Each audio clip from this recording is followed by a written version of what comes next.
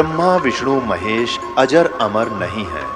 इनका भी आविर्भाव अर्थात जन्म तथा तिरोभाव अर्थात मृत्यु होती है।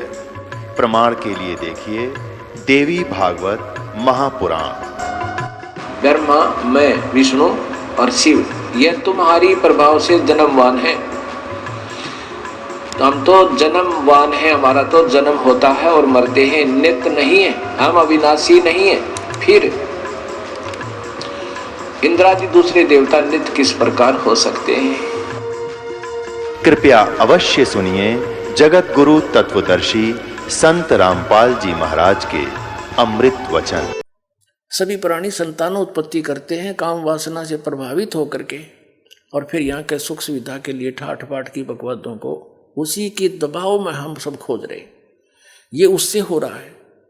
फिर सतीथी यानी मोह ममता एक दूसरे में, ये सतोगुण भगवान श्री विष्णु जी के शरीर से निकल रही उन तरंगों के कारण हमारे ऊपर अफेक्ट है ये, जिससे हम एक दूसरे ममता है, भाई का बाण, भाई का प्रेम, माता पिता में लगाओ, बच्चों के अंदर संपत्ति में मोह है, ये हटाया नहीं हट सकता थे। कितने सिर पर टिकले इंसान, इतने विवश हैं हम यहाँ पर।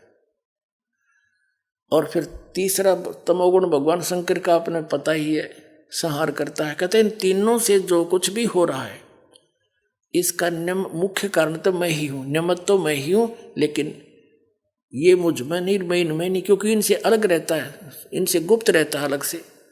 ये ब्रह्मा विष्णु महेश को नहीं पता आज तक हमारा पिता कौन है। ये सब गुप्त रहकर सब कार्य करता है। इसने प्रतिज्ञा कर रखी है कि मैं कभी अपने वास्तविक रूप में किसी के समक्ष नहीं आऊँगा। गीता अध्याय नंबर 7 के और श्लोक नंबर 24-25 में स्पष्ट करता है गीता ज्ञानदाता कि मैं अपनी योग माया से छुपा रहता हूँ, मैं कभी किसी के समक्ष नहीं आता। ये मेरा अटल घटिया अनुत्तम नियम है।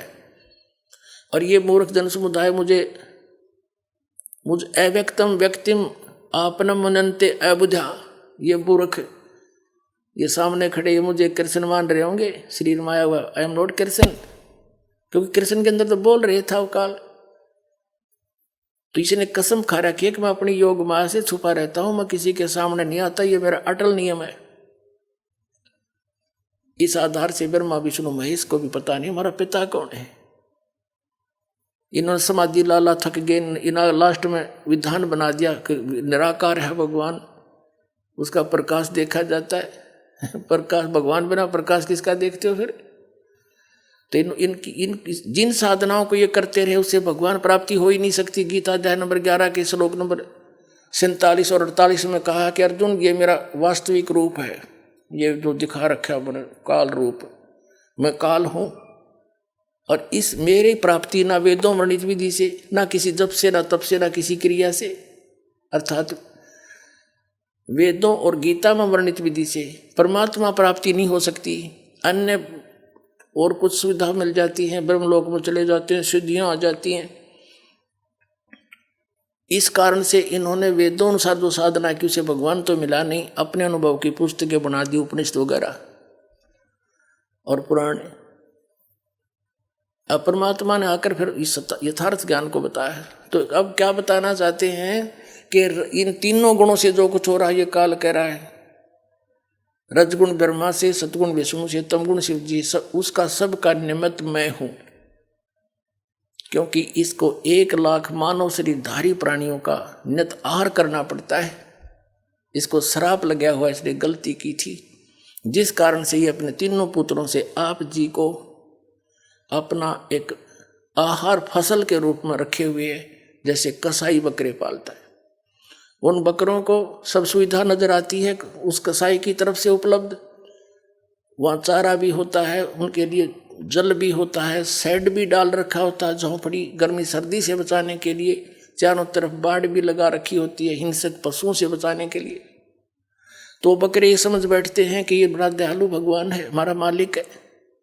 लेकिन उन भोलों को ये नहीं पता सामने निकाल ले जाता 10-5, किसी का बेटा मरो चाहे बेटी, बाप मरो चाहे माँ, वो नहीं देखता। तो उसमें कहा जाती है इसकी दयालुता।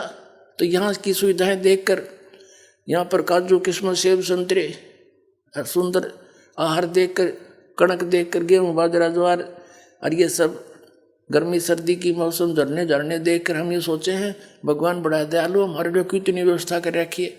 और जब दयालुता कहाँ जाती है, पूरा परिवार का परिवार एक्सीडेंट में मारे जाते हैं।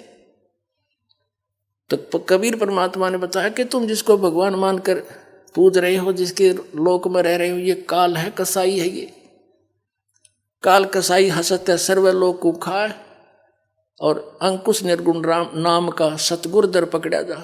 परमात्मा के चरणों में आने के बाद इसका प्रभाव निष्क्रिय हो जाता है। यहाँ दास के माध्यम से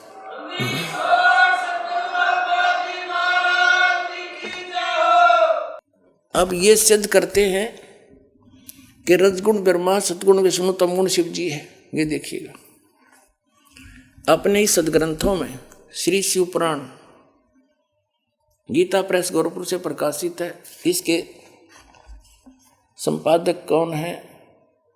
हनुमान प्रसाद पोदार। ये संक्षिप्त शिव पुराण रुद्र संहिता और संक्षिप्त शिव पुराण 110 पृष्ठ पर हम पढ़ रहे हैं। गीता प्रेस गोरखपुर से प्रकाशित मोटा टाइप। इस प्रकार ब्रह्मा, विष्णु और रुद्र इन तीन देवताओं में गुण हैं, यानी रजगुण ब्रह्मा, सतगुण विष्णु, तमगुण शिव। परंतु शिव गुणातीत माने गए हैं। वो शिव कौन है? ये इनका पिता है। ये वास्तविक रूप में नहीं आता, किसी कभी ब्रह्मा के रूप में आ जाता, कहीं विष्णु के रूप में। शिव पुराण में ये शिव के रूप में आया, जिस कारण से इसकी महिमा अलग से बनाई। अब इस कंसेप्ट को और क्लियर करते हैं कि इनसे अलग है उनका पिता। एक बार श्री ब्रह्मा जी और श्री विष्णु जी का आपस में झगड़ा हो गया, युद्ध हो गया। किस बात पे? ब्रह्मा जी कहता मैं तेरा पिता, विष्णु जी कहता मैं तेरा बाप। लट्ठम लट्ठा युद्ध हो गया शुरू। तो इस काल ने, इनके पिता ने, जो कहता मैं इनसे अलग रहता हूँ, ये गुप्त रहता है, इसने ऊपर से एक स्तंभ छोड़ दिया, पिलर, लिंग पिलर का सफेद, इनके दोनों के बीच में खड़ा कर दिया एकदम। और बहुत लंबा चौड़ा, ऊपर तक लंबाई बहुत ज्यादा उसकी। इन्हें युद्ध बंद कर दिया, उसका और छोर खोजने में लग गए। फिर ये स्वयं आ गया अपने पुत्र शिव का रूप धारण करके, शिव रूप में। फिर इनको ज्ञान देने लगा। तो क्या बताता देखिएगा, ये शिव पुराण विद्वेश्वर संहिता और संक्षिप्त शिव पुराण 24 पृष्ठ पर। ये देखिएगा इनका बीच में जो स्तंभ खड़ा किया उसने, ये चित्र बना रखा है ब्रह्मा और विष्णु जी के बीच। फिर इनके बाद ये आ गया, प्रकट हो गया, इनसे बातें करने लगा। यहाँ पर 25 पृष्ठ पे ब्रह्मा और विष्णु ने पूछा, प्रभु सृष्टि आदि 5 कर्तों के लक्षण क्या है, यह हम दोनों को बताइए। भगवान शिव बोले, युग काल आ गया शिव रूप में, अपने पुत्र के रूप में। मेरे कर्तव्यों को समझना अत्यंत गहन है, तथापि मैं कृपा पूर्वक तुम्हें उनके विषय में बता रहा हूं। यहां देखना अब 26 पृष्ठ पे ये क्या कहता है, पुत्रों तुम दोनों ने तपस्या करके प्रसन्न हुए मुझ परमेश्वर से सृष्टि तथा सतिथि नामक 2 कृत प्राप्त किए। ये तो दोनों हो गए ब्रह्मा और विष्णु। फिर ये दोनों तुम्हें बहुत प्रिय हैं। इसी प्रकार मेरी विभूति स्वरूप रुद्र और महेश्वर ने, ये ने है मैंने, 2 अन्य उत्तम कर संहार और तिरोभाव मुझसे प्राप्त किए। अब से 2 गया, 2 थे ब्रह्मा विष्णु और 2 ये शंकर रुद्र और महेश्वर। 5वां यू बोलनीय शिव पुराण बोल रहा है। तो इससे क्या हो गया कि ये इनसे अलग है। ब्रह्मा विष्णु महेश, ये तीनों देवताओं में गुण है, ये इनसे न्यारा है। हो गया शिव पुराण से सिद्ध। यू 5वां अलग से है इनका पिता। 4था ये रुद्र, तो 11 रुद्र अलग हैं, वो भी इसी की देन है, लेकिन वास्तव में 3 ही हैं ये, रजगुण ब्रह्मा, सतगुण विष्णु, तमगुण शिव। ये देखो हमारे सदग्रंथों में प्रमाण। मार्कंडेय पुराण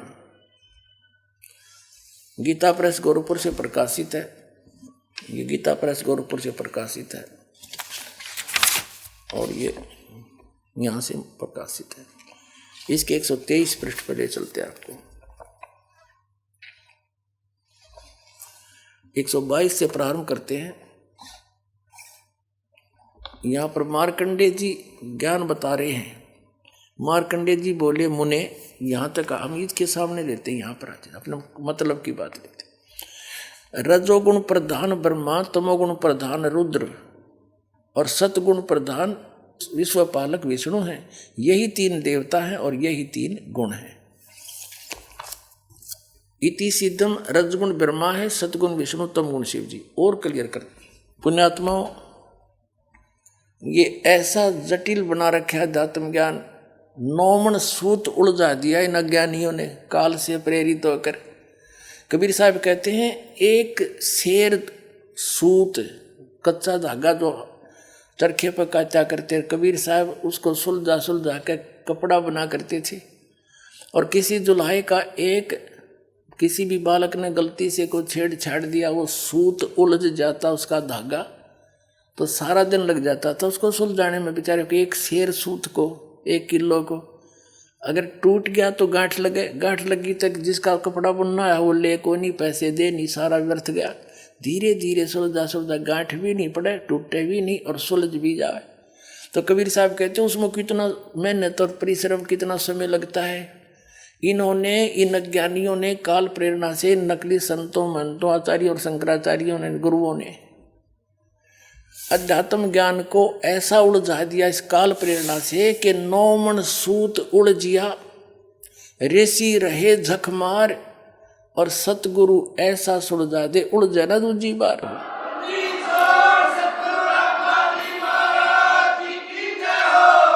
अब इस सूत को सुलझाने के लिए दास ने इतने प्रमाण दिखाने पड़ते हैं, कहीं गांठ ना पड़ जा, थोड़ी सी भी कच्चा पॉइंट रह गया, नकलियों का दाव लग जाएगा। रामपाल झूठ बोला और ये सारी झूठ बोल रहे, एक भी सच्ची नहीं।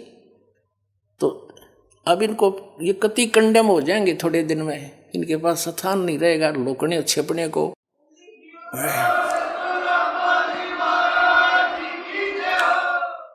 या तो ये संत स्वीकार कर लेंगे कि सचमुच सच्चाई यही है और सबको कह देंगे अपने भक्त अनुयायियों को, इनका भार हल्का होगा। और नहीं तो इनको यहाँ जगह नहीं रहेगी हिंदुस्तान में रहने के लिए। एक दिन ऐसा आ जाएगा, पलायन करना पड़ेगा इनको दूसरे।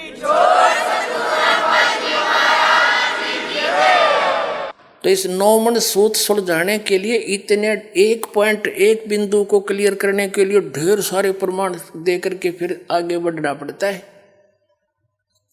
और तभी आज दास सफल हुआ, कबीर परमात्मा की रजा से उसके बच्चों को ज्ञान पहुंचाया। बुद्धिमान समाज सारे प्रमाण देखकर दांतों तले उंगली दबा रहे हैं, हे भगवान कहाँ छुपा था ये अनमोल ज्ञान।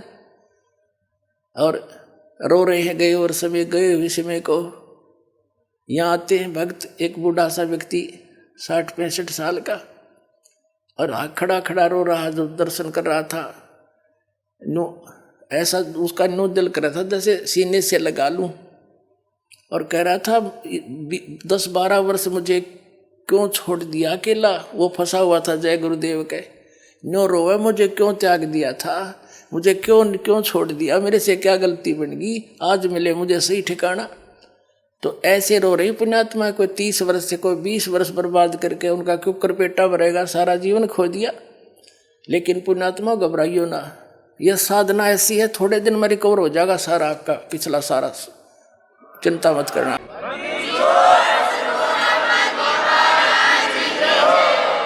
कबीर साहब कहते हैं जीवन तो थोड़ा है बला, सत सुमरण हो और लाख वर्ष का जीवन लेखद रहनी कोई, या सत साधना तो थोड़े जीवन में पार हो जाओगे। और जो वहां लुट पिटका है वो तो घनी जोर तो अपना पिछला एरियर पूरा करेंगे और स्पीड तो लगेंगे और जल्दी काम बन जाएगा। तो बात तो थोड़ी सी है, कुछ ज्यादा नहीं। अब कंसेप्ट क्लियर करता है दास आगे, रजगुण ब्रह्मा है, सतगुण विष्णु, तमगुण शिव। ये देखिएगा, ये है श्रीमद् देवी भागवत हिंदी टीका सहित भाग 1। ये कहाँ से प्रकाशित है? अथ देवी भागवतम सभाष टीकम सहमात्यम। और ये कहाँ से छपी है? खेमरा श्री कृष्ण दास प्रकाशन, मुंबई। अब इसके तीसरे सकंद को दिखाते हैं आपको। अथ श्री मद देवी भागवते भाषा टीका युक्ते तृतीय सकंद है प्रारंभते। इसके प्रश्न नंबर 11 पर आपको दिखाते हैं। यह है प्रश्न नंबर 11। देवी भागवत भाषा टीका तृतीय स्कंद अध्याय 5 का ये मंत्र नंबर हम 8वां पढ़ लेंगे, 7वां या समाप्त हुआ। भगवान शिव अपनी माता दुर्गा से प्रार्थना कर रहा है कि हे माता, यदि हमारे ऊपर सदा आप दया युक्त हो तो हमको तमोगुण किस प्रकार प्रदान किया। तमोगुण में ब्रह्मा रजोगुण और हरि यानी विष्णु को सतोगुण युक्त किए, किस प्रकार युक्त किए। अब इस संस्कृत से अच्छी तरह समझ में आओगे। हम संस्कृत भी पढ़ सकते हैं क्योंकि देवनागरी लिपि है। यदि दया धर्मना, वही 8वां अध्याय है, इसका अनुवाद ऊपर है। यदि दया धर्मना न सदाम्बिके कथम अहम विहित, क्यों बना दिया मैं को तो तमोगुण है। भगवान शंकर कह रहा है मुझे तमोगुण क्यों उत्पन्न कर दिया आपने। और कमल जय, कमल से उत्पन्न होने वाले ब्रह्मा जी को रजोगुण संभव, इसको रजोगुण क्यों बना दिया। सुवित किमो, सुविहित किमो सतोगुणो हरि, विष्णु जी को क्यों आपने सतोगुण बना दिया। इति सिद्धम, इति सिद्धम रजगुण ब्रह्मा है, सतगुण विष्णु, तमगुण शिव जी। अब हम फिर आते हैं उस पवित्र श्रीमद् भगवद गीता को समझते हैं। 7वें अध्याय के 12वें श्लोक में देखिएगा। अब हमने श्रीमद् भगवद गीता ले ली है, वो सदग्रंथ रख दिए हैं। अध्याय नंबर 7 का और श्लोक नंबर 12 अब बहुत आसानी से समझ में आओगा। और भी जो सतोगुण से उत्पन्न होने वाले भाव हैं यानी सतिथि, और जो रजोगुण से यानी उत्पत्ति और तमोगुण से संहार होने वाले भाव हैं, जो क्रियाएं हैं, उन सबको मुझसे ही होने वाले ऐसा जान, क्योंकि नियमत यही है उसका। परंतु वास्तव में उनमें मैं और वे मुझ में नहीं है। यानी ये ब्रह्म जो है श्री कृष्ण में बोल रहा है, ये काल श्री कृष्ण में बोल रहा है। ब्रह्मा विष्णु महेश का पिता और विष्णु ही श्री कृष्ण थे। अपने पुत्र श्री कृष्ण में आकर ये बोल रहा है और गीता का ज्ञान दे रहा है। अब क्या बता रहा है अर्जुन को, देखिएगा। अब हम 7वें अध्याय का 13वां श्लोक पढ़ेंगे। गुणों के कार्य रूप सात्विक, राजस और तामस, इन तीनों प्रकार के भावों से ये सारा संसार प्राण समुदाय मोहित हो रहा है। इन तीनों गुणों से परे यानी रजगुण ब्रह्मा, सतगुण विष्णु, तमगुण शिव जी से परे मुझ अविनाशी को नहीं जानता। ये क्या कह रहा है कि ये ब्रह्मा विष्णु महेश पर ही सब आसक्त होए बैठे हैं। इन तीनों गुणों से ऊपर मुझ ब्रह्म को ये नहीं जानते, कोई नहीं जानता। आगे देखो। अब 7वें अध्याय का हम 14वां श्लोक पढ़ रहे, 13वां 12वां पढ़ लिया। क्योंकि यह अलौकिक अर्थात अति अद्भुत त्रिगुणमयी मेरी माया, रजगुण ब्रह्मा, सतगुण विष्णु, तमगुण शिव जी द्वारा फैलाया गया जाल, ये बड़ी दुस्तर है, खतरनाक है।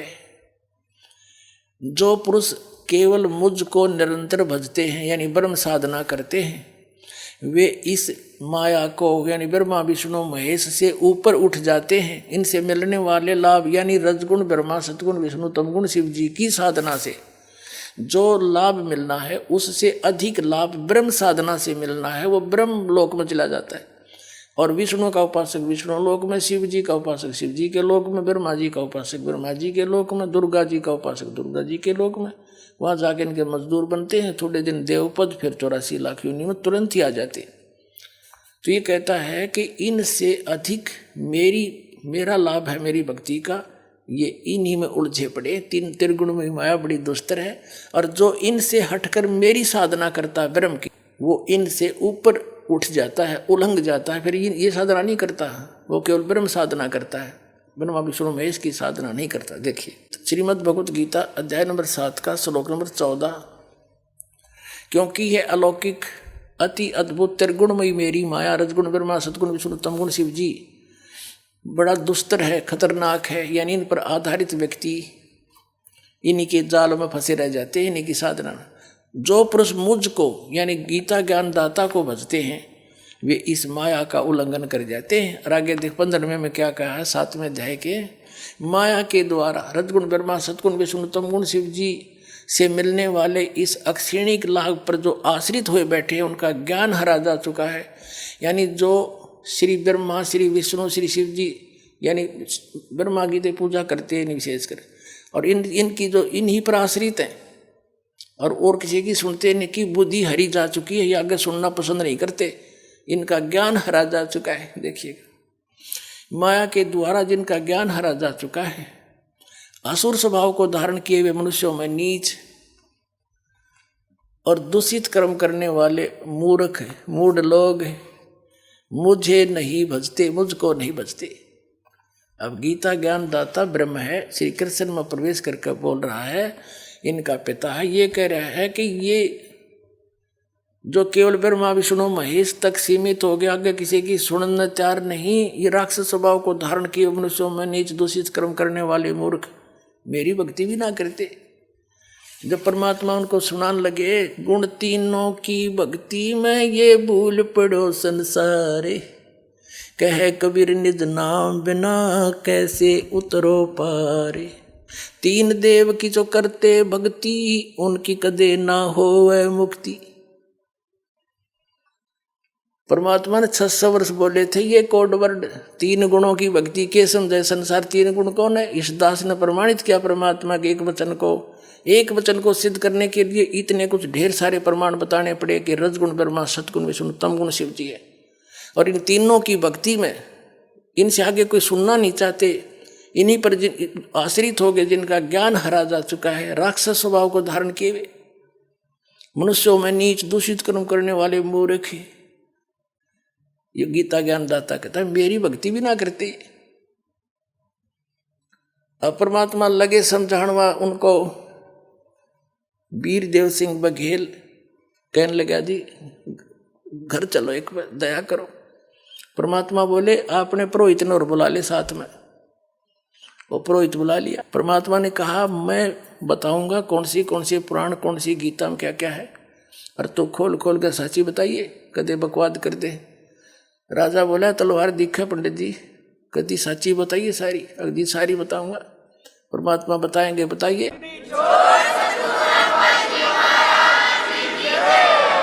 तो कबीर साहब बताते गए, पंडित जी कहलता गया कति सारी जी जो कि जो कह रहे हैं महापुरुष सारी साची है। वीरदेव सिंह बघेल ने कहा कि हे भगवान, ये तीनों गुणों के उपासक, राक्षस स्वभाव को धारण किए मनुष्यों में नीच दूषित कर्म करने वाले मूर्ख, ये ऐसे किस आधार से कहा? कृपा कुछ समझाइए मुझ दास को। एकदम नम्र हो गया। कबीर परमेश्वर ने बताया कि जैसे हिरण्यकशिपु ने रजगुण ब्रह्मा की पूजा की थी, साधना की थी, और क्या कहलाया वो? अपने पुत्र का शत्रु हो गया, राक्षस कहलाया, कुत्ते वाली मौत मारा गया। वीरदेव सिंह बघेल एकदम स्तब्ध रह गए कि बिल्कुल। कबीर साहब कहते हैं कि ब्राह्मण बाणा और कर्म कसाई हिरणाकुश छाती तड़वाई। ब्राह्मण यानी भक्त होकर ब्राह्मण को आवे, वेदों को पढ़े, ज्ञान सुना और भक्ति करे। और कर्म कसाई जैसे ब्राह्मण बाणा कर्म कसाई हिरणाकुश छाती तड़वाई, यानी हिरण्यकशिपु ने फिर छाती तड़वाई, नरसिंह ने मारा, पटक के पाड़ के गिर दिया। तो ये राक्षस स्वभाव को धारण किए मनुष्यों में नीच है। बता, भगवान का विरोधी बन गया, विष्णु जी से विरोध, और ब्रह्मा की साधना कर बैठा, पर पाकर सिद्धि हल्दी की गांठ पंसारी बन गया, मैं भगवान हो गया। इसे बुद्धि भ्रष्ट और क्या होगा जी? जो कहता मैं भगवान हूं। तमोगुण शिव की भक्ति करी थी रावण ने, और ब्राह्मण होके के कर्म कर डाले। अपनी ही माता को, सीता को अपहरण कर लिया, पत्नी बनाने की चेष्टा करने लगा, और कुत्ते वाली मौत मरा। एक आप रोज पढ़ते हो, सुनते भी हो इन ब्राह्मणों से, परमात्मा कह रहे थे एक भस्मासुर नाम का एक राक्षस था, तपस्वी था। राक्षस तब पाछा बना, जब ये उसका पुजारी थे, ये कर्म करेगा। उसने भगवान शिव के गेट के सामने ऊपर को पैर, नीचे को सिर करके सिरासन पर 12 वर्ष तप किया। उससे पहले हजारों वर्ष कैलाश पर बैठकर तप कराया था पर्वत पर। वहां नहीं सुनाई हुई तो उसके बारे में आगे धरना दे दिया गेट के सामने शिव जी के। 12 वर्ष जब ऊपर को पैर, नीचे को सिर किए हठ योग करता रहा। एक दिन पार्वती जी ने कहा भगवान आप तो समर्थ हैं, आपका पुजारी क्या मांगता है, इसको दो फारिग करो। 12 वर्ष हो गए, इसने यहाँ आपकी कितनी घोर तपस्या कर रहा है। अब शिव जी बोले बोल भाई क्या मांगता है। अब भस्मासुर ने कहा जी ऐसे नहीं, वचनबद्ध हो जाओ प्रभु तब मांगो। भगवान शिव ने सोचा भाई क्या मांगेगा, एक सिद्धि और मांग लेगा, दे दूंगा। बोल भाई वचनबद्ध हो गया, छोड़ पीछा मेरा। तो वचनबद्ध होते ही खड़ा हो गया और कहने लगा जी ये भस्म कड़ा दे दो जो आपने पहन रखा है। उसमें क्या शक्ति थी कि उस भस्म कड़े को, कड़ा था वो जैसे पहन लेते हैं, और उसको जिसके भी सिर पर सिर पर रख के भस्म वो जल जाता था, उसकी राख भी नहीं पाव थी, राख पाव थी। ये पता था उसको भस्मा गिरी को। ये गिरी, पुरी, नाथ, नागा, ओगड़ ये सारे शिवजी तमोगुण के उपासक हैं। तो भगवान शिव ने सोचा जंगल में रहता है, साधक है, अपने बचाव के लिए लेता होगा। अब निकाल दिया, वचनबद्ध हो ही रहे थे कि ले भक्त ले ले। अब जब उसके हाथ में आ गया ना भस्म कड़ा, तब वह त्योर बदल गया और हंसा एक दुष्ट की तरह, हा हा हा, ले शंकर हो ले होशियार, तुझे भस्म करूंगा और पार्वती को पत्नी बनाऊंगा, मैं इसी उद्देश्य से भक्ति कर रहा था। अब कबीर साहब कहते हैं कि माता को घर नहीं ठहराई, ऐसे दुष्ट अपनी माँ को, यानी जिसकी पूजा करे उसकी पत्नी तो माँ के तुल्य होती है, और उस पर नजर बुरी। और कहते हैं शिव शंकर से योगी समझ नहीं पाए, ये को बदलिए बैठा है। तो ये अंतर्यामी भी खाक थे, ये ब्रह्मा, यो विष्णु शंकर भगवान के अंतर्यामी थे ये। और इनको मृत्युंजय कालज सर्वेश्वर अजरो अमर है, ये महिमा गाया करते हमारे आचार्य शंकराचार्य, ये नकली गुरु। अगर ये अविनाशी होता तो भस्मागिरी का आगे भागता क्यों? जब भस्मागिरी ने कहा कि बोले होशियार आ लिया हूं, तुझे मारूंगा, पार्वती को पत्नी बनाऊंगा, भगवान शिव ने खड़ी डांग ठोक दी, फुल स्पीड तो भाग लिया डर के। क्यों तो कसाई आ गया, सचमुच इसने ताक बदल गया एकदम। आगे आगे भगवान और पीछे पीछे पुजारी, 10 सपाट पट्या। अब पुण्यात्माओं वो तो आगे जाके भगवान आए, पूर्ण परमात्मा, पार्वती रूप बनाया और खड़ा हो गए। उनसे कहा कि क्यों भाग रहे, आ जाओ। अब वो थोड़ा निकट थोड़े आएंगे, शंकर जी आओ बैठो यहाँ बात करेंगे, मैं भी आपको बहुत चाह रही थी। अब डट गया, अगले में बात बढ़ेगी, बस ठीक है शिव जी ताना नहीं, जब तक मेरे हाथ में कड़ा है, 2 बात कर लूँ। पार्वती रूप में भगवान बोले कुछ डांस करके दिखाओ कि मैं बात बने, यानी कुछ प्रसन्न हूँ मैं तेरे से। अब भगवान वो भस्मागिरी कहने लगा मैं तपस्वी आदमी, मुझे डांस टूंस तो आता नहीं। पार्वती रूप में भगवान बोले ले मैं सिखाता हूँ तुझे, मैं सिखाती हूँ, इस हाथ को ऐसे कर, इस पैर ना आगे कर, ठू ठू ऐसे कर, ये हाथ और ऊपर कर, और ऊपर कर। जो जिसमें वो ले रहा था ना भस्म कड़ा, उसके सिर पा लिया ना, जब कह दिया भस्म और रिमोट दबा दिया, वो भस्मागिरी की राख होगी, मर गया। फिर विष्णु रूप धारण किया उस परम पिता ने, इनके ये संकट में उस मालिक ने याद करे, और विष्णु रूप धारण करके शिव जी के पास गया कि डट जा भोलेनाथ, क्यों भाग रहे हो? शिव जी कहते हैं भाग ले विष्णु, आ जा जल्दी जल्दी। वो पीछे आने लग रहा है दुष्ट, मेरे से धोखे से उसने वचनबद्ध करके भस्म कड़ा ले लिया, मैंने आपत मोल ले ली। तब कहा विष्णु रूप में परमात्मा ने कि रुक जा, ये तेरा कड़ा ले, और मैंने वो भस्म कर दिया। सचमुच हाँ, चल तने उसकी राख दिखाऊं। जब उसकी ऐस देख ली ना, राख देख ली शंकर भगवान की, जब दिल की धड़कन ठीक हुई, हरिचना विनाशी बतावे अजरो अमर थे, मृत्युंजय कालज। अब पुण्यात्मा इतने दुष्ट और क्या होगा, अपनी माँ को तो पत्नी बनाने की चेष्टा करे, हर जिसकी पूजा करे उसका दुश्मन बन गया। राक्षस स्वभाव को धारण किए मनुष्यों में नीच दूषित कर्म करने वाले मूर्ख, ये कैटेगरी है इन लोगों की, तीनों गुणों के उपासकों की। अब रह गए विष्णु जी के उपासक, सतगुण विष्णु के। एक बार जैसे परमात्मा कहते हैं ना, पर भी लेन जात है दुनिया, हमरा ज्ञान किने नहीं सुनिया। एक बार हरिद्वार के अंदर हर की पैड़ियों पर ये कुंभ के मेले का संयोग हो गया इनके अनुसार। और वहां जब ये पर भी लगती है, कुछ समय निर्धारित होता है, घंटा 1.5 घंटे का, उस दौरान ही सब ने स्नान करना होता है। तो वो कहते हैं उस दौरान स्नान करके तो मुक्त है, मोक्ष हो जाएगा, कल्याण हो जाएगा, उनका बेड़ा पार हो जाएगा। तो उस समय ये सभी ये षटदर्शनी, जिनको षटदर्शनी भी कहते हैं, ये 6 प्रकार के गिरी, पुरी, नाद, सन्यासी, औगुड़, नागा, विष्णु, ये अपने अपने ग्रुप में वहाँ इकट्ठे हो जाते हैं और उस पर भी का इंतजार करते हैं।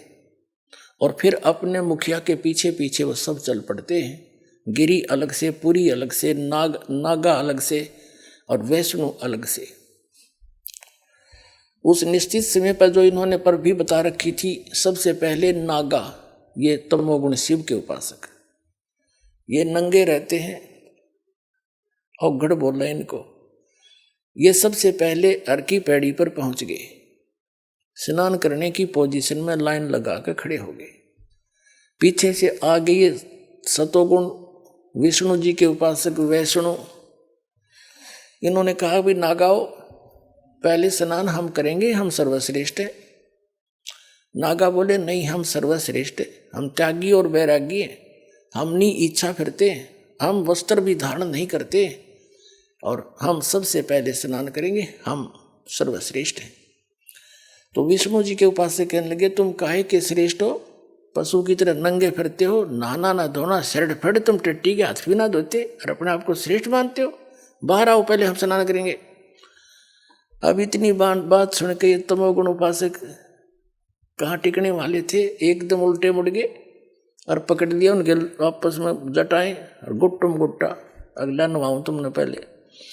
अब नाना तो भूल गए, कत्लेआम कर दिया वहां पे, तलवार निकाल ले, छुरे मारे, तीर मारे, बुड़किया खावे, मुंह से काट काट कर खा रहे एक दूसरे को, ये संत कमावे। 25,000 ये तमो तिरगुण उपासक वहां कटका मर गए, कत्लेआम कर दिया, गंगा का पानी लाल बना दिया इन्होंने। तो यहां परमात्मा कहते हैं सुख संवेद में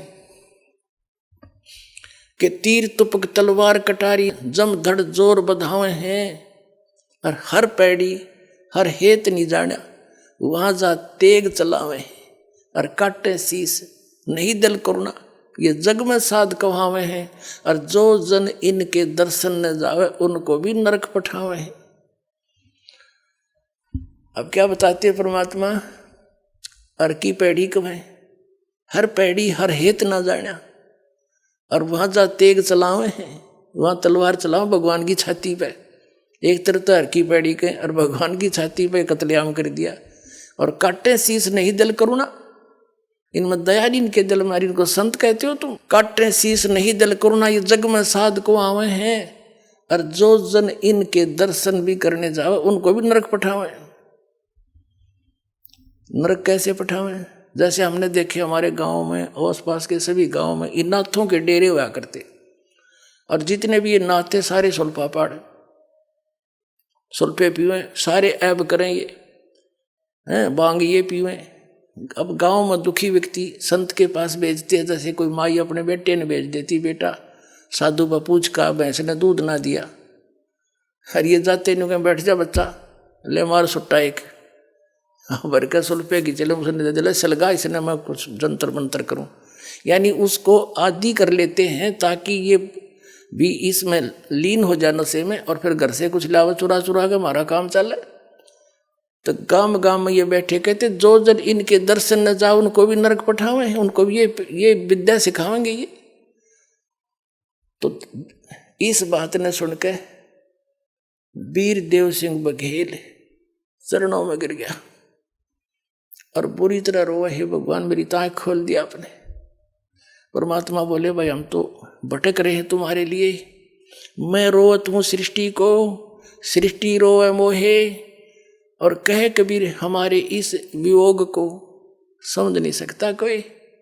तुम तो भगवान भगवान करते फिरते हो, मुझे भगवान मिले, सुख मिले, मोक्ष हो, और मैं कह रहा हूँ मैं हूँ वो परमात्मा, मैं सबका दुख दूर कर दूंगा, तुम्हें मोक्ष दूंगा, यहाँ भी सुखी करूंगा, तुम्हारे पाप नाश कर दूंगा। तुमने को ना तू भगवान कोई नहीं, तू तो जुला है, दानक है, और भगवान भगवान श्री राम और श्री कृष्ण और शंकर भगवान विष्णु जी। तो परमात्मा कहते हैं मैं रोवत हूं सृष्टि को, तुम मेरे बच्चे हो, मुझे पहचान लो। मैं रोवत हूं सृष्टि को और सृष्टि रोवे मोहे, यानी सुखदाई भगवान जो सारे सुख दिया कर उसको खोज रहे हो और कर रहे हो 3 गुणों की भक्ति। गुण 3 की भक्ति में ये भूल पड़ो संसारे, कह कबीर निज नाम बिना कैसे उतरो पार। 3 देव की जो करते भक्ति, उनकी कुछ ना हो वह मुक्ति। अब कर दिया स्पष्ट परमात्मा की वाणी से। परमात्मा की इस वाणी को सिद्ध करने के लिए, सत्य को सत्य सिद्ध करने के लिए ये इतने प्रमाण आपको देने पड़े, तब आपका गला उतरी होगी।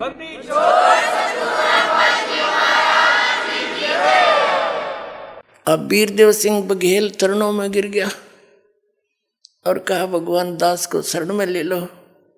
ये पिछले संस्कारी हंस होते थे, कितनी पोस्ट पर हो और कितने ही बुराई करता हो, परमात्मा की ज्ञान सुनते ही समर्पित हो जाता है।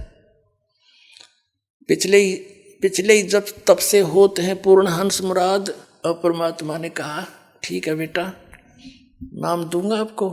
परमात्मा 3 सतिथि में नाम दिया करते थे, 3 बार में।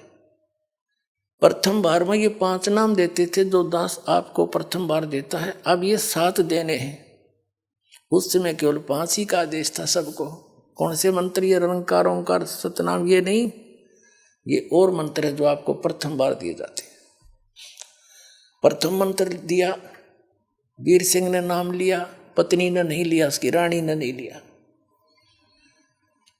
ठीक है, कोई बात नहीं।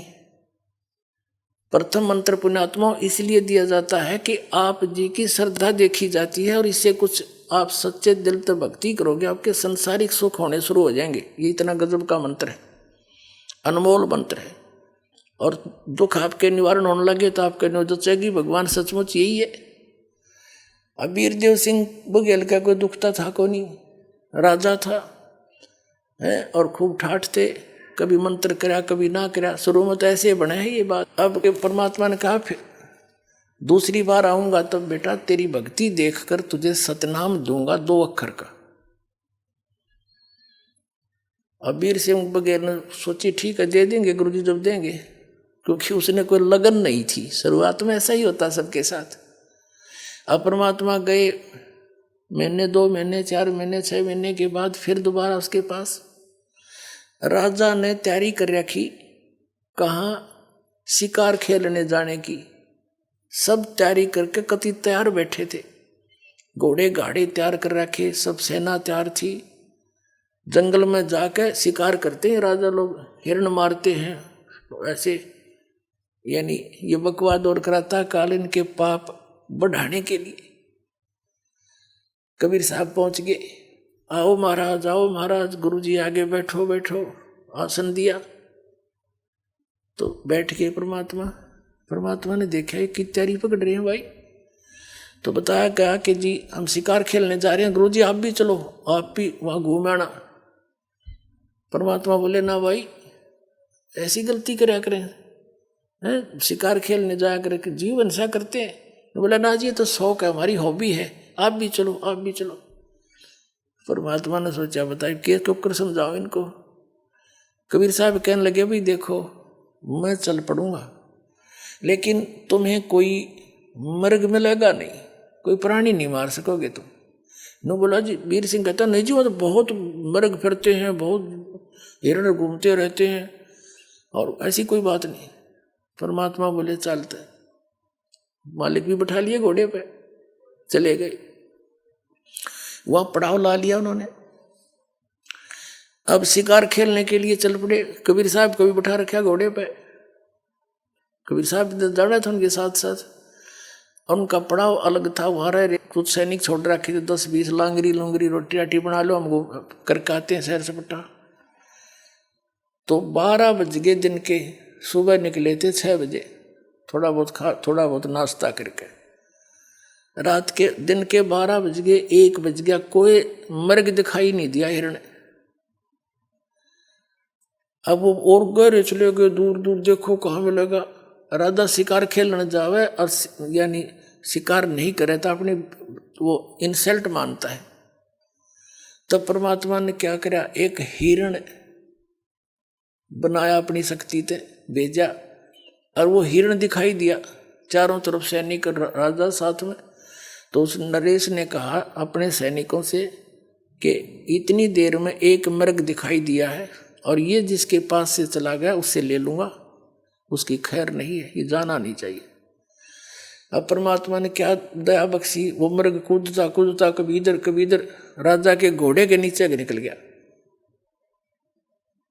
राजा यावा हो गया, उसकी मजबूरी होगी कि मेरे पास से गया, अब मैं किसने कहूँगा, उसका पीछे दौड़ा दिया घोड़ा। बड़ी स्पीड से काफी गहरे निकल गए, बहुत दूर चले गए, सैनिक भी साथ साथ चले गए काफी दूर तक।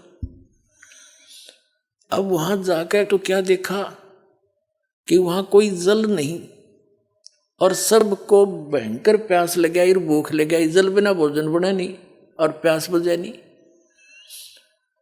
अब सब सैनिक भेजे इधर उधर के, जाओ जल की खोज करो। अब कोई इधर गया कोई इधर गया, दूर तक देख कर आगे घोड़ों पर कहने लगे महाराज कहीं आसपास जल नहीं है। परमात्मा बैठे थे कबीर जी, उन्होंने कहा भाई इस पहाड़ पर देखा हो ना, शायद इधर मिल जाओ। पहाड़ पर आप अच्छी ऊंची पहाड़ी थी। अब और कहने लगे महाराज यहाँ प्लेन में तो कितना जल मिला नहीं, समतल में, पहाड़ पर कहाँ से जल होगा। एक वजीर समझदार सा था, वृद्ध था, वो कहने लगा भाई संत की बात पर कुछ गौर करा करें, ये देखा हो क्या दिक्कत से, जब कह संकेत कर रहे हैं। तो 2-3 घोड़े पर ऐसे घूमते घूमते शिखर पर पहुंचे। बहुत बड़ा क्षेत्र हुआ, ऊपर प्लेन, एक सरोवर बीच में, सुंदर जल का, निर्मल जल, स्वच्छ और मीठा, और सुंदर बाग लाग रहा, सेब संतरे अंगूर काजू किशमिश के हर तरह की जो लदपद हो रहे। उन्होंने वहीं से आवाज लगाई, आ जाओ जल भी है, बाग है बहुत सुंदर। अब सभी जाकर पहुंच गए वहां पर। अब सभी ने पहले जल पिया, फिर तोड़ तोड़ के सेब संतरे काजू किस्मत सेब को खूब छके। अन्यों कहे इसे मीठे तो कदे देखे नहीं, ये भगवान यहाँ देख प्रकृति का, परमात्मा की लीला, यहाँ कैसे बाग लगा हुआ है।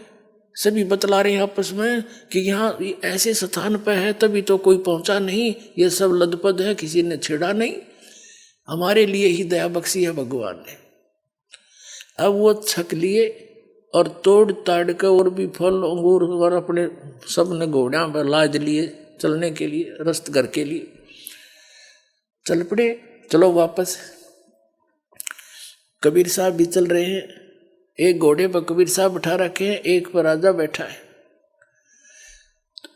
एक थोड़ी सी दूर जाकर के राजा कहता है, हे गुरुदेव, देखो परमात्मा की कैसी लीला, इस पहाड़ के ऊपर बगीचा और कैसा बाग, कैसी मेवा, कैसा सुंदर जल।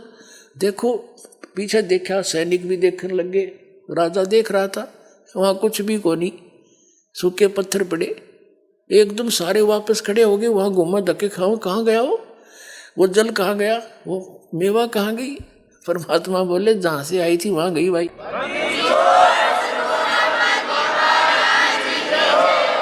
जी कहाँ से आई थी, के सतलोक से आई थी, जहाँ आपको दास ले जाना चाहता है। परमात्मा कहते थे जहाँ की मैं भक्ति बताता हूँ वहाँ ऐसे मेवे, ऐसे बाग, ऐसे सरोवर भरे, अमृत ये जल था है वहाँ पर। अब वो सारे वापस आ गए। जब घनी सी ध्यान में ना आती शुरू में ये बातें, और लीला नारी देखी, घर आकर राजा ने अपनी पत्नी से बताया, हो वास्तव मर गए होते हम, तड़प तड़प कर मरते सारे। और सतगुरु ने ऐसी दया बख्शी अपनी लीला से, वहाँ बाग लगा दिए, फल छक कर आ रही, वो तोड़ के ला रहे, वहाँ रख दिए बोरे के बोरे ठाठा का, ये थे वहाँ पर। हर मुड़ कर देखा वहाँ कुछ नहीं पाया। ऐसे हमारे भगवान, अब गुरु जी ऐसे शक्तिशाली हैं, ऐसे चमत्कारी है। रानी ने भी नाम ले लिया, उसको फिर थोड़ी सी दृढ़ता हुई। परमात्मा बोला अब प्रथम नाम ले तू, अब तेरी थोड़ी बहुत बुद्धि लगेगी भक्ति में, अभी तू तो बकवाद कर रहा था, तेरा नाम खंडित है। अब दोबारा नए सिरे से प्रथम मंत्र दिया। कुछ दिनों के बाद फिर उसकी श्रद्धा जब बन गई, फिर दूसरा मंत्र सतनाम दिया। फिर कुछ दिन के बाद भक्ति बढ़ने से अंतःकरण के मैल हट जाते हैं, फिर जिज्ञासा बढ़ जाती है, चाह बढ़ती है भगवान की सतनाम से। प्रबल इच्छा होती है कि भगवान आप सार नाम भी को थे, सार नाम दूंगा। परमात्मा बोले भाई योग्य हो जाएगा जब मिलेगा, यो इतनी जल्दी ना दूं। जब भी गुरुदेव आते उनसे मिलते, प्रभु दया करियो, सार नाम दियो, योग्य हो गया हो तो आपका दास सार नाम देना। कबीर साहब कहने लगे, एक दिन चले गए परमात्मा और कहने लगे भाई आज तुझे सार नाम दूंगा। कि अच्छा महाराज बड़ी दया हुई, ओह तो मेरे भाग खुल गए। परमात्मा कबीर जी ने कहा कि इस सारनाम देते समय मुझे एक 7 हाथ का 20-21 फुट लंबा एक कपड़ा चाहिएगा स्वच्छ, एक धोती सफेद कति निर्मल अनयूज्ड। कबीर साहब और वीर सिंह राजा था, कहने लगे जी थान के थान मंगा दूंगा। आइए अब हम उन श्रद्धालुओं के अनुभव जानते हैं जो जगत गुरु तत्वदर्शी संत रामपाल जी महाराज जी से दीक्षा प्राप्त कर चुके हैं तथा उनके द्वारा बताए गए भक्ति मार्ग पर चल रहे हैं। नमस्कार जी। नमस्कार सर। क्या नाम है जी आपका?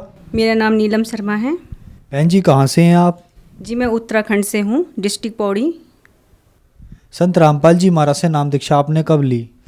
संत रामपाल जी महाराज से नाम दीक्षा मैंने 24 जुलाई 2019 को ली थी। संत रामपाल जी महाराज से नाम दीक्षा लेने से पहले क्या आप कोई भक्ति साधना भी करती थी? हाँ जी, हम भक्ति जो परंपरागत चल रही थी, जैसे ब्रह्मा विष्णु महेश की भक्ति और पितृ आदि श्राद्ध देना, तीर्थों पर जाना, व्रत लेना आदि, यही पूजाएं करती थी। और इन पूजाओं को करने के बाद भी हमें कोई लाभ नहीं हुआ। तो फिर आप संत रामपाल जी महाराज की शरण में कैसे आई? 2017 में मेरी मम्मी जुड़ी हुई थी, तो मैं अपनी मम्मी से मैंने ज्ञान सुना उनका कि ये गुरु जी ऐसे ज्ञान बताते हैं, संत रामपाल जी महाराज जी ऐसे ज्ञान बताते हैं कि मतलब ऐसी भक्ति विधि बताते हैं। तो शुरू में तो मुझे लगा कि कैसी भक्ति है, कबीर को परमात्मा बता रहे हैं, कैसे मतलब प्रमाण क्या है इस चीज़ का। फिर मैंने संत रामपाल जी महाराज का सत्संग सुना, यूट्यूब पे सुना, ज़्यादातर टीवी पे भी सुना, लेकिन मैं इनका सत्संग लीड लगा के फ़ोन में सुनती थी। तो धीरे धीरे मुझे ज्ञान हुआ कि इनके जैसा ज्ञान आज तक किसी ने नहीं दिया। मैं अभी कभी भी मैं जब सत्संग सुनती थी टीवी पे तो मुझे नहीं लगा कि मतलब कभी किसी के सत्संग में कि हाँ इनका ज्ञान में कुछ दम है। लेकिन जब मैंने संत रामपाल जी महाराज का सत्संग सुना तो मैं बहुत प्रभावित हुई कि सच में इनका ज्ञान सबसे अलग है और ये शास्त्रों से प्रमाणित जो भक्ति विधि है वो बता रहे हैं। तो फिर मैंने 24 जुलाई 2019 को दिल्ली द्वारका सेक्टर 1 से नाम लिया और परमात्मा की शरण मिली मुझे। संत रामपाल जी महाराज से नाम दीक्षा लेने के बाद क्या आपको कोई लाभ भी प्राप्त हुए? हाँ जी, लाभ तो मुझे बहुत हुए, लेकिन खास विशेषकर एक लाभ ऐसा है कि जो मैं बहुत सालों से दुखी थी, जिससे 8 साल से कम मेरे सर में माइग्रेन की प्रॉब्लम थी। सर में मेरा दर्द बना रहता था 24 घंटे में, खाना खाती थी मुझे वोमिटिंग होती थी, आँखों में मुझे इतनी तकलीफ होने लगी कि मेरे आँखों में ऐसा लगता था कि मेरी बस रोशनी भी अब जाने वाली है आँख की। संत रामपाल जी महाराज से नाम उपदेश लेने के बाद 15 दिनों तक जो भक्ति विधि की, जैसे मंत्र जाप करना, उनका सत्संग सुनना, तो मंत्रों से ही मतलब मुझे इतना फ़र्क पड़ा कि मेरा सर का दर्द कहाँ गायब हो गया मुझे पता ही नहीं चला। ऐसा लगता था कि जैसे मेरा सर बिल्कुल एकदम मैं हल्की हो गई हूँ और जैसे आँखों में जैसे नई रोशनी आ गई हो और बिल्कुल टेंशन फ्री हो गई हूँ। तो उस दिन मुझे मतलब इतना दृढ़ विश्वास हो गया कि संत रामपाल जी महाराज के ज्ञान और इनके मंत्रों में जो शक्ति है वो किसी के पास नहीं है। माइग्रेन की समस्या पूर्ण रूप से सही स्वस्थ हूँ मैं, और उसके बाद मेरे में शारीरिक लाभ हुए, मानसिक लाभ हुए, घर में भी बरकत है और सब खुशहाली है मेरे घर में, किसी चीज़ की कोई प्रॉब्लम नहीं है। अपना घर है दिल्ली में, 10 साल से मैं दिल्ली पालम में रहती हूँ। सबसे बड़ी समस्या जो 2006 से थी वो मेरे भाई को बहुत प्रॉब्लम थी, उसको दिमागी प्रॉब्लम हो गई थी। उसके सर पे जो डॉक्टर ने बोला कि इसके जो सर के नस हैं उसमें किसी तत्व केमिकल की कमी हो गई है, जिसके कारण ये कभी ठीक भी नहीं हो सकता, और होगा भी तो इसको ज़िंदगी भर दवाई खानी पड़ेगी। तो फिर हम परेशान हो गए कि अब क्या होगा। तो फिर क्या हुआ कि उसके बाद दवाई खाता रहा, फिर फ़र्क भी नहीं पड़ता था। फिर इसको नशे की भी लत लग गई, जैसे बीड़ी गुटखा, ये 24 घंटे इसी लत में रहता था। रात को 12 बजे उठना, बीड़ी पीना, गालियां देना, घर परिवार में इसने मतलब बहुत बुरा हाल कर रखा था सबका, और अपना भी बुरा हाल कर रखा था। तो उसके बाद हमने 2007 में इसको नशा मुक्ति केंद्र में डलवाया हरिद्वार में। तो वहाँ पे इसके साथ बहुत ही गलत व्यवहार किया गया, इसको मारा गया, बहुत तरह तरह से इसको परेशान किया गया, बहुत बुरी हालत हुई उसकी। मतलब ये थोड़ा बहुत पागल तो हो ही गया था, लेकिन नशा मुक्ति केंद्र में जाने से तो ये और पागल हो गया, इतना पागल हो गया कि इसको कुछ होश नहीं थी, ना इसको कपड़े पहनने की होश थी, ना खाने की होश थी, ना पीने की होश थी।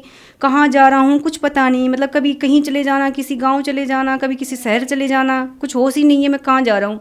मेरी मम्मी सर्विस करती हैं, मेरी मम्मी स्वास्थ्य विभाग में नर्स है, और मेरी मम्मी इतनी दुखी हो चुकी थी कि मैं नौकरी करूं कि अपने लड़के को संभालूं, और हम एक भाई बहन हैं और भी कोई नहीं है हमारे घर पे।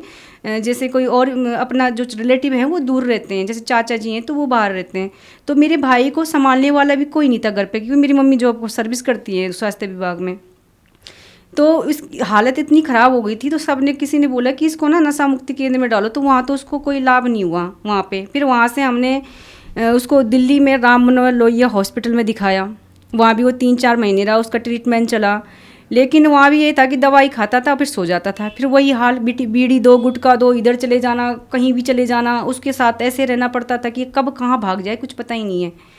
उसके बाद फिर 3-4 महीने रहा, उसके बाद उसको घर ले आए, फिर वही कंडीशन। फिर हमने हमारे चाचा जी रहते हैं यहाँ पे दिल्ली में, तो उन्होंने बोला कि लेडी हार्डिंग में दिखाओ, दिमागी हॉस्पिटल है वहाँ पे, तो वहाँ दिखाओ इसको। तो हम फिर लेडी हार्डिंग में लाए, फिर उन्होंने भी यही बोला कि इसके जो दिमाग में ना तत्व की कमी है, सोचने समझने की, ये भूल जाता है कोई चीज़ को, पता ही नहीं रहता मैं कहाँ जा रहा हूँ। तो फिर वहाँ एडमिट किया, फिर वहाँ भी रहे, वहाँ भी मतलब कोई भी 1% भी हमें लाभ नहीं दिखाई दिया।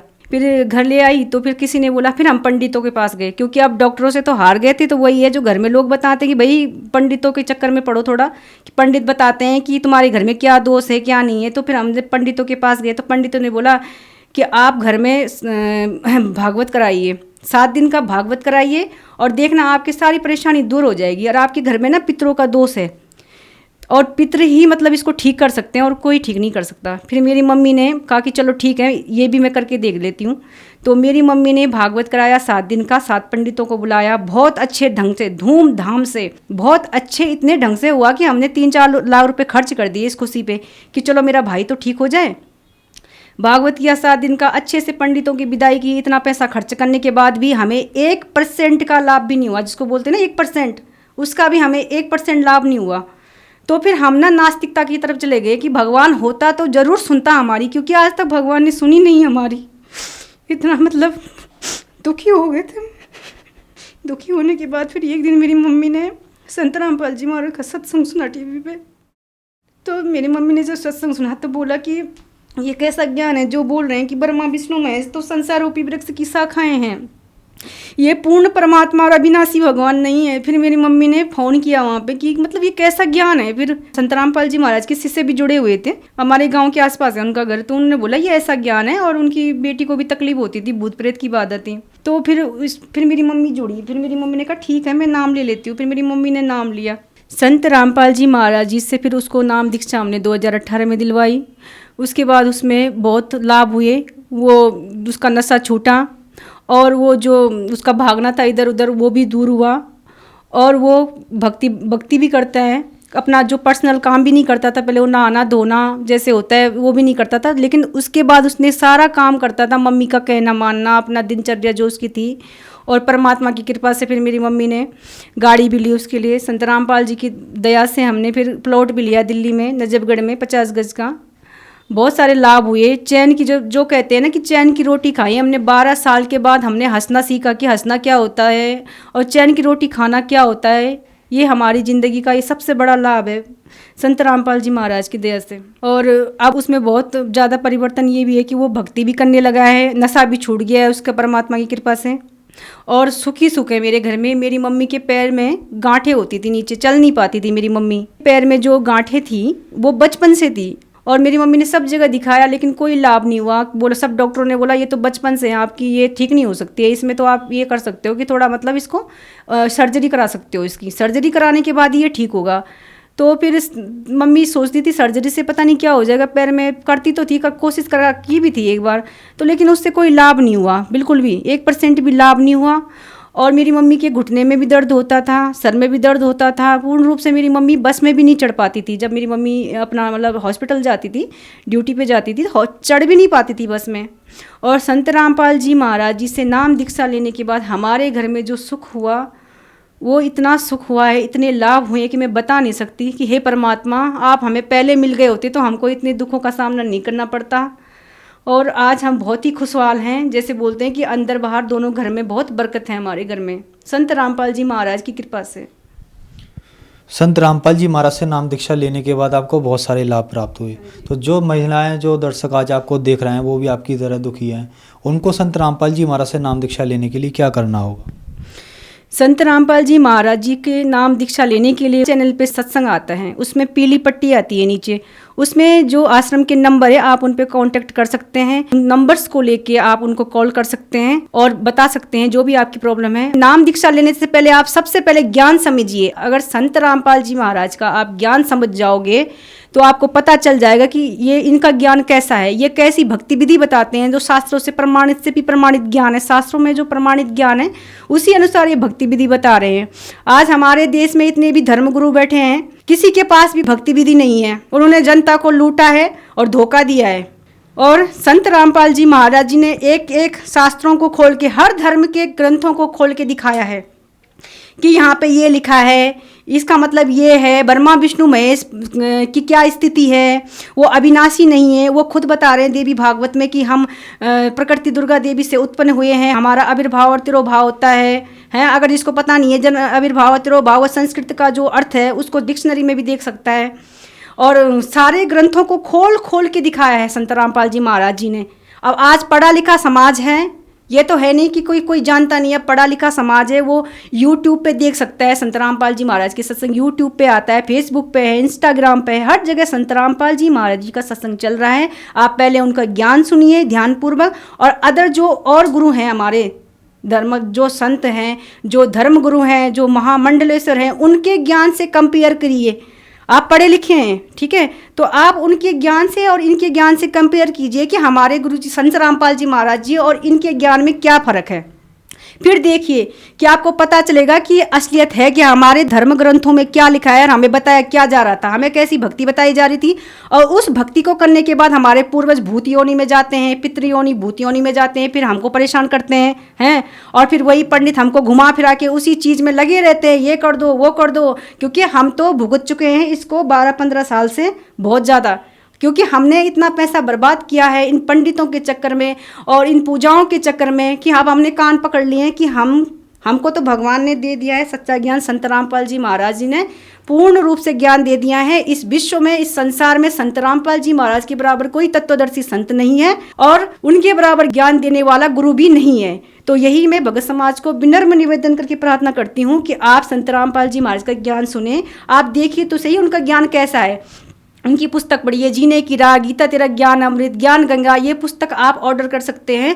जो पीली पट्टी आती है उस पर कॉन्टेक्ट नंबर है, आप अपने लिए फ्री पुस्तक भी मंगा सकते हैं अपने घर पे, और वो पुस्तक को आप पढ़िए, उस ज्ञान को देखिए। आपके घर में देखना कितना लाभ होगा, आपके घर में कलेश नहीं होगा। सबसे पहले तो ये पता चलेगा कि हम इस संसार में आए क्यों थे, और आए हैं तो फिर हम जाएंगे क्यों, और जाना था तो जाना कहाँ था, जाना था तो हमने कहाँ जाना था, हम कहाँ से आए हैं और हम मरने के बाद कहाँ जाते हैं। इस ज्ञान और इस गूढ़ रहस्य को केवल संत रामपाल जी महाराज ने दिया है और किसी धर्मगुरु ने नहीं दिया है। धन्यवाद जी।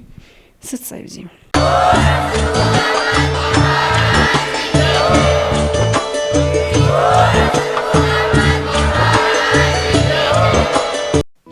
आप सुन रहे थे जगत गुरु तत्वदर्शी संत रामपाल जी महाराज के मंगल प्रवचन।